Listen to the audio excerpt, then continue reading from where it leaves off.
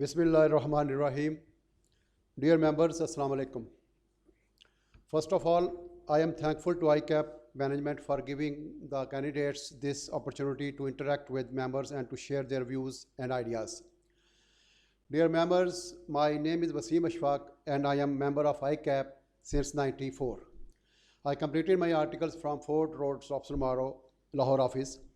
I am presenting myself as a candidate to protect to protest ICAP council elections.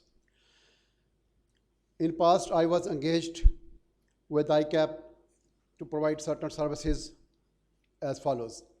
I was a member of Accounting Standard Committee.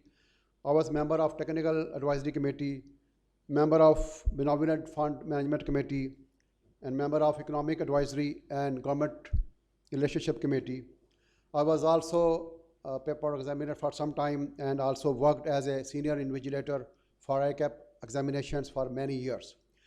Dear members, my main objectives of contesting council elections are to play my role to protect interest of our members in SMPs and to provide further facilitations to members in general.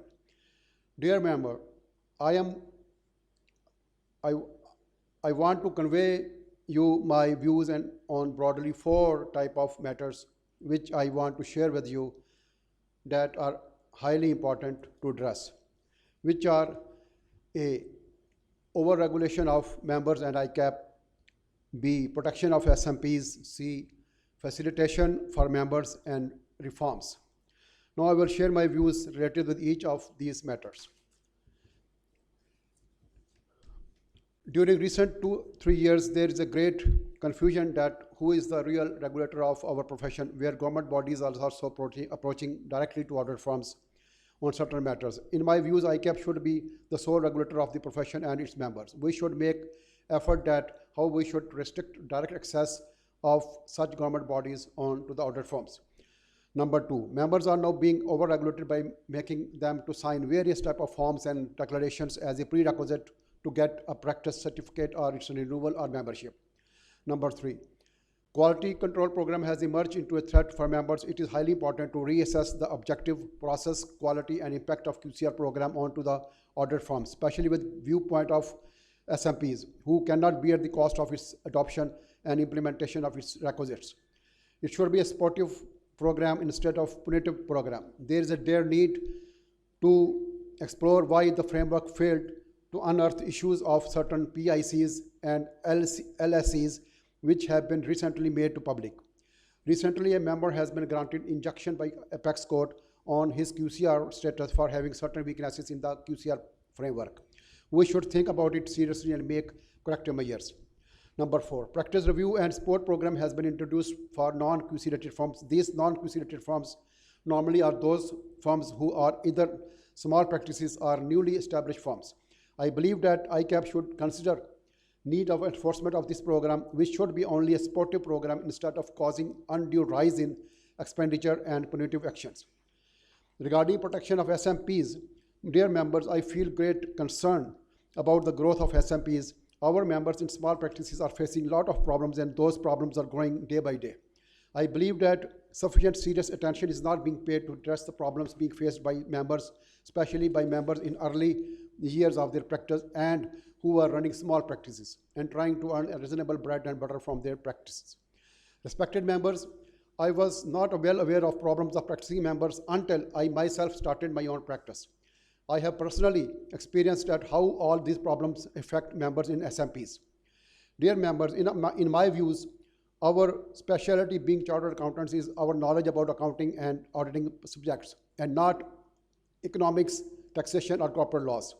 But during my over 25 years of experience, I came across that we as a practitioner especially, and even as an employee of an organization generally, cannot gain success if we do not add tax services in our practice. And we do not provide tax benefit to our employers. But on the other hand, all other non-CAs who are doing tax practice, which include lawyers, ICMAs, diploma holders, ITPs, etc., do not need to possess knowledge and independence to gain their success through accounting and auditing. But on the contrary, our success is dependent on providing services other than accountancy and auditing.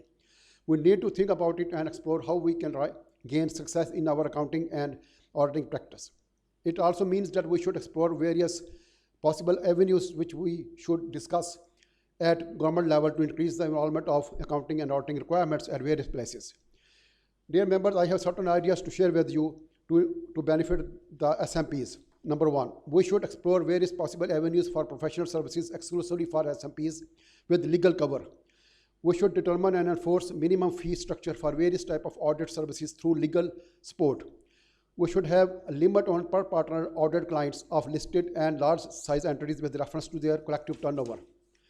We should support to abolish from banking laws the clause of banking panel of audit firms or make strong efforts for use of state bank panel of audit firms or banks by non-banking organizations.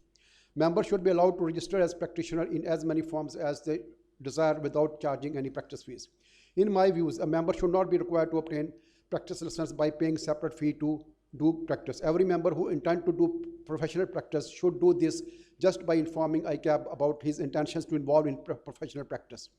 I am of the view that professional practice should not be the only full-time activity. Any member even doing a practice should be able to get himself registered as practitioner also and should be allowed to provide professional services if he can manage to do the same along with his employment. Regarding facilitation of members, I believe that members should be heard and responded whenever a member contact ICAP for guidance on matters of professional nature. As stated in CA ordinance, member of ICAP constitute body corporate of ICAP, and I feel that due importance is not given to its members in consultative process and due support is not provided to members on matters of technical guidance. Number two, I also feel that consultation with general membership should be enhanced and a reasonable lesser number of members should be empowered to call a special meeting instead of existing bylaw number 51, which requires 25% of members to request call a meeting. On the other hand, I also expect that members that they should also put their time and effort to give their valuable suggestions and feedback whenever ICAP requests for the same. Number three, rationalization of membership fees, structure and availability of installment options. Number four, members who are looking for jobs are also facing problems in their job placement. I have personally interviewed that other competitive institutions have become very supportive for its members on job searches. Number five, improvement, exploration and dissemination job opportunities and tendering of professional assignment. Provision of free insurance coverage to those members should be provided who do not enjoy otherwise from their employer. I feel that sufficient technical support is not extended to members in proper manner. Therefore, effective and quick technical support should be made available to members in reasonable time and in writing. Favor arrangements of award of graduation degree after CA inter and completion of articles by reputable firms.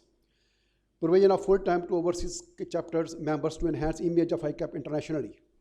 Emphasis on reciprocity arrangements with Canadian CPA and other famous foreign qualification on equality basis.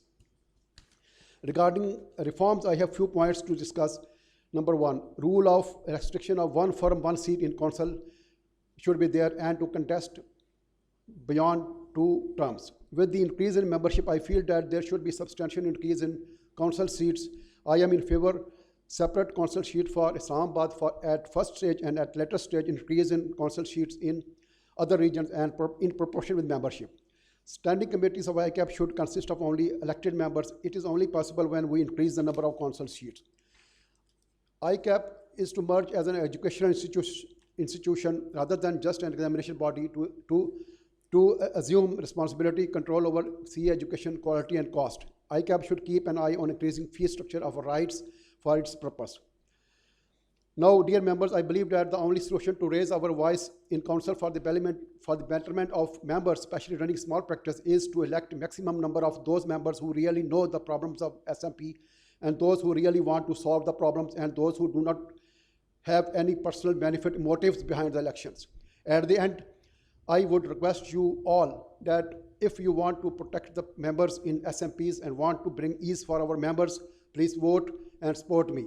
So this was all I needed to speak about. Thank you very much. Khuda Hafiz.